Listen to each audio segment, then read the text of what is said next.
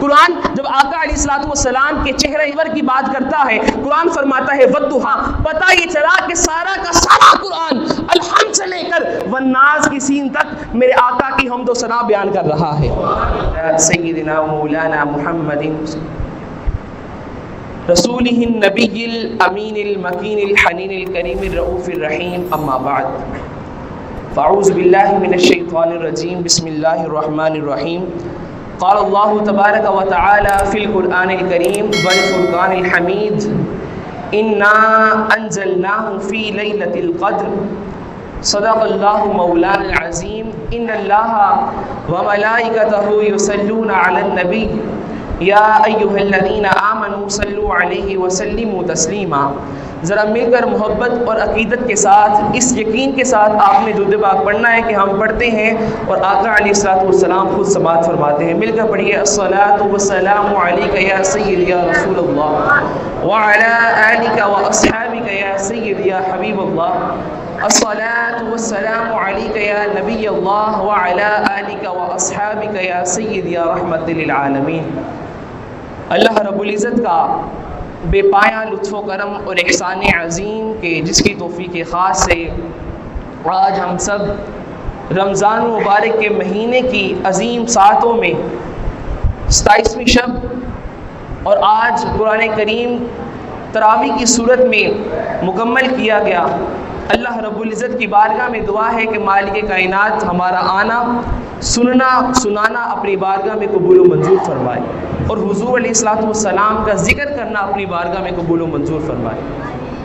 عزیزان محتشم، میں نے ایک آیت مبارکہ پڑھنے کا شرف حاصل کیا جس میں رب کائنات نے ارشاد فرمایا انا انزلناہ فی لیلۃ القدر، بے شک ہم نے قدر کی رات میں اس قرآن کریم کو نازل کیا ہے۔ ذرا محبت سے کہہ دے سبحان اللہ۔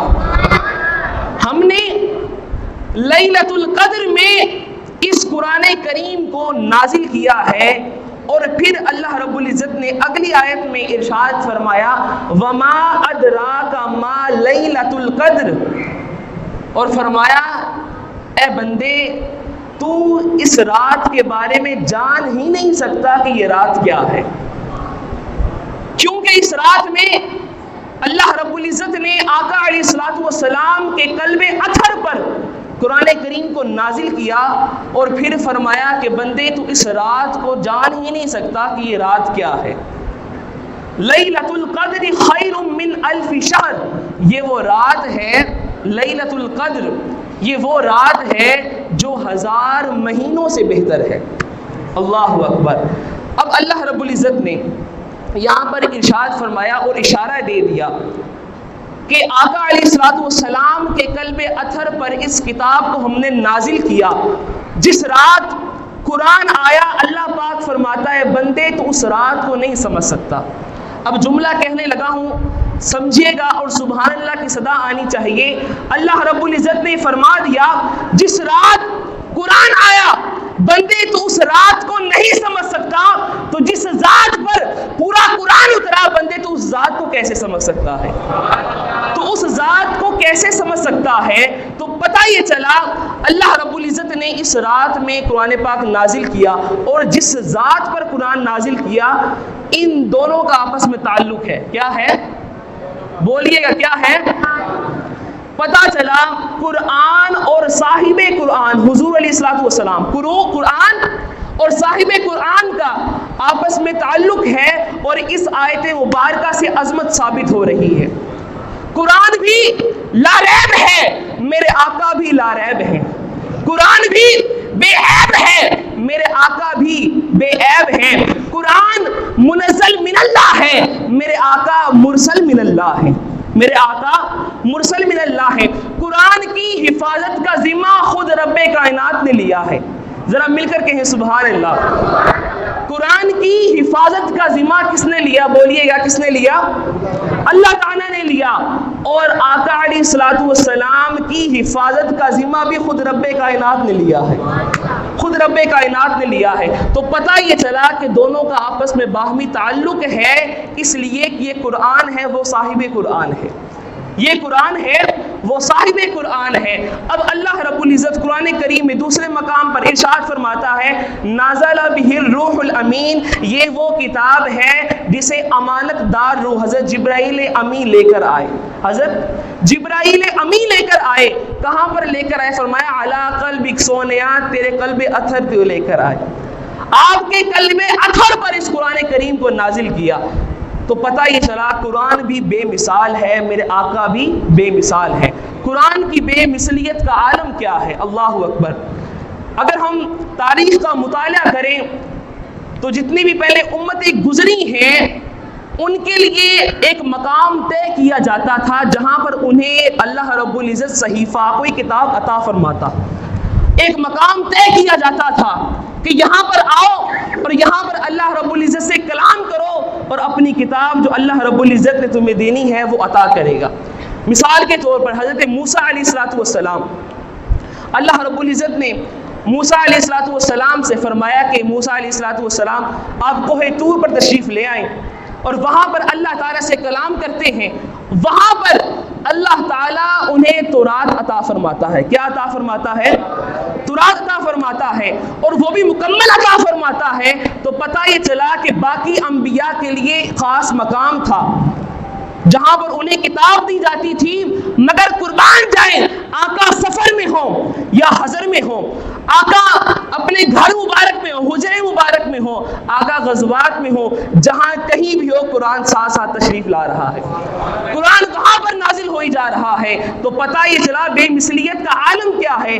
آقا علیہ السلام جہاں پر بھی ہو قرآن آقا علیہ السلام کے ساتھ ساتھ رہتا ہے، اور پھر اس کی حفاظت کا ذمہ خود رب کائنات نے لیا۔ فرمایا انا نحن نزلنا الذکر وانا لہ لحافظون، کہ بے شک اس ذکر کو، اس قرآن کو ہم نے اتارا ہے، ہم نے نازل کیا ہے، اور ہم ہی اس کی حفاظت فرمانے والے ہیں۔ یہ قرآن کا عالم ہے، اور صاحب قرآن کا عالم کیا ہے؟ اللہ پاک فرماتا ہے واللہ یعصمک من الناس، اور اللہ تعالیٰ کی شان یہ ہے کہ آپ کو وہ لوگوں سے بچا لے گا، آپ کو لوگوں سے بچا لے گا۔ تو پتہ یہ چلا قرآن بھی بے مثال ہے، میرے آقا بھی بے مثال ہے۔ قرآن کی حفاظت کا ذمہ خود رب کائنات نے لیا۔ آپ دیکھتے ہیں کہ اتنے 14 صدیاں گزر گئیں، پھر بھی آپ دیکھتے ہیں کہ کیا ہو رہا ہے کہ جتنے بھی حفاظ چلے آ رہے ہیں تراویح کی صورت میں قرآن پاک کو مکمل یاد کیا ہوا ہے، قرآن پاک مکمل حفظ ہے، کیونکہ اللہ رب العزت نے ان کے سینوں میں محفوظ کر دیا ہے۔ مگر پچھلی امتوں میں کیا ہوتا تھا کہ جب کوئی بھی ان پر صحیفہ اتارا جاتا، کوئی بھی کتاب اتاری جاتی، تو کیا ہوتا تھا اگلے دن وہ ان میں تحریفات شروع کر دیتے۔ حضرت موسیٰ علیہ السلام جب اللہ رب العزت سے تورات کا جو انعام ہے وہ لے کر، معجزہ لے کر جب تشریف لائے، تو پھر ان کی امت نے کیا کیا؟ انکار کر دیا۔ امت نے انکار کر دیا، وہ احکامات بتا رہے تھے، وہ کہنے لگے کہ یہ تو کوئی اپنی طرف سے بنایا ہوا تمہارا کلام ہے، دلیل مانگنے لگے۔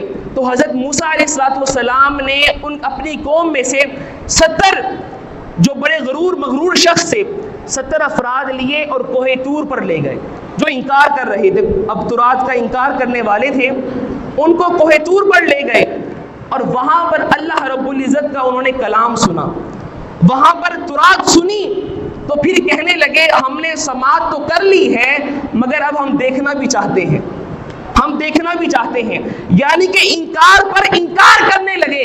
تو پھر اللہ رب العزت نے ان پر عذاب نازل کر دیا، ان پر عذاب نازل کر دیا۔ مگر قربان جائیں قرآن کا یہ عالم ہے، اتنے سال گزر بھی گئے، نہ اس میں کوئی تبدیلی واقع ہوئی ہے، نہ اس میں کوئی تبدیلی واقع ہوئی ہے، نہ اس میں کوئی تحریف واقع ہوئی ہے۔ کیوں؟ کہ اس لیے کہ اللہ رب العزت نے خود اس کی حفاظت کا ذمہ لیا ہے۔ اور پھر اس قرآن کریم میں حضرت اما عائشہ صدیقہ رضی اللہ تعالی عنہا فرماتی ہیں، کسی نے سوال کیا آقا علیہ السلام کے اخلاق کیسے تھے؟ تو آقا علیہ السلام کے اخلاق پر جو سوال کیا گیا تو اس کا جواب ام المؤمنین حضرت عائشہ صدیقہ رضی اللہ تعالی عنہا کیا فرماتی ہیں؟ آپ نے فرمایا کان خلقہ القرآن، اے سوال کرنے والے کیا تو نے قرآن نہیں پڑھا؟ کیا تو نے قرآن نہیں پڑھا، قرآن ہی سارے کا سارا الحمد سے لے کر والناس کی سین تک سارا کا سارا قرآن میرے آقا کا اخلاق بیان کر رہا ہے، میرے آقا کا اخلاق بیان کر رہا ہے۔ میں اپنی بات کو مختصر کرتے ہوئے اختتام کی طرف آ رہا ہوں کہ سارا کا سارا قرآن آقا علیہ الصلوۃ والسلام کا اخلاق اور آقا علیہ الصلوۃ والسلام کا حسن جمال اور آقا علیہ الصلوۃ والسلام کا تذکرہ کیسے کر رہا ہے۔ قرآن جب آقا علیہ الصلوۃ والسلام کے چہرے انور کی بات کرتا ہے، قرآن فرماتا ہے والضحیٰ۔ جب آقا علیہ الصلوۃ والسلام کی زلفوں کی بات کرتا ہے، قرآن فرماتا ہے واللیل اذا سجا۔ جب آقا علیہ الصلوۃ والسلام جس شہر میں چل رہے ہوں، جس شہر میں موجود ہوں، قرآن قسم اٹھاتا ہے، فرماتا ہے لا اقسم بہذا البلد وانت حل بہذا البلد۔ جب آقا علیہ الصلوۃ والسلام کفار کی طرف مٹی پھینکے، کنکریاں پھینکے، قرآن فرماتا ہے وما رمیت اذ رمیت ولکن اللہ رمی۔ پتہ یہ چلا کہ سارا کا سارا قرآن الحمد سے لے کر والناس کی سین تک میرے آقا کی حمد و ثنا بیان کر رہا ہے، میرے آقا کی تعریف بیان کر رہا ہے۔ تو پھر کسی شاعر نے کیا خوب لکھا کہ چہرہ ہے کہ انوار دو عالم کا صحیفہ، چہرہ ہے کہ انوار دو عالم کا صحیفہ، آنکھیں ہیں کہ بحرین تقدس کے نگی ہیں، ماتھا ہے کہ وحدت کی تجلی کا ہے ورق، عارض ہے کہ والفجر کی آیت کی امی ہے، گیسو ہے کہ واللیل کے بکھرے ہوئے سائے، ابرو ہے کہ کوسین شب قدر کھلے ہیں، گردن ہے کہ برفر کی زمین اوج سریا، لب صورت یاقوت شعاؤں میں دھلے ہیں، لب صورت یاقوت شعاؤں میں دھلے ہیں، قد ہے کہ نبوت کے خد و خال کا معیار، قد ہے کہ نبوت کے خد و خال کا معیار، بازو ہے کہ توحید کی عظمت کے علم ہے، سینہ ہے کہ رمز دل ہستی کا خزینہ، سینہ ہے کہ دل ہستی کا خزینہ، پلکیں ہیں کہ الفاظ رخ لوح و قلم ہیں، پلکیں ہیں کہ الفاظ رخ لوح و قلم ہیں۔ اور پھر شاعر کیا خوب لکھتا ہے کہ باتیں ہیں کہ طوبہ کی چٹکتی ہوئی کلیاں، باتیں ہیں کہ طوبہ کی چٹکتی ہوئی کلیاں، لہجہ ہے کہ یزداں کی زبان بول رہی ہے، لہجہ ہے کہ یزداں کی زبان بول رہی ہے، خطبے ہیں کہ سامن کے امنڈتے ہوئے دریا، خطبے ہیں کہ سامن کے امنڈتے ہوئے دریا، قراءت ہے کہ اسرار جہاں کھول رہی ہے، قراءت ہے کہ اسرار جہاں کھول رہی ہے، اور شرمندہ تاب لب دندان پیغمبر حرف بسنا خالی و خامہ بصری رے۔ اور پھر شاعر نے حضور علیہ الصلوۃ والسلام کی سیرت کا کیا خوب نقشہ کھینچا، فرماتا ہے شاعر کیا لکھتا ہے کہ سارا قرآن تیرا رنگ بیاں لگتا ہے یا رسول اللہ، سارا قرآن تیرا رنگ بیاں لگتا ہے، اس کا قاری ہوں کہ یہ تیری زبان لگتا ہے، اور جب بھی ناصر نظر سوئے افلاک اٹھتی ہے، چاند مجھ کو تیری ایری کا نشان لگتا ہے، چاند مجھ کو تیری ایری کا نشان لگتا ہے۔ اللہ رب العزت کی بارگاہ میں دعا ہے کہ مالک کائنات میری حاضری کو اپنی بارگاہ میں قبول و منظور فرمائے، اور آپ کی سماعتوں کو اپنی بارگاہ میں قبول و منظور فرمائے۔ وما علیہ الا البلاغ۔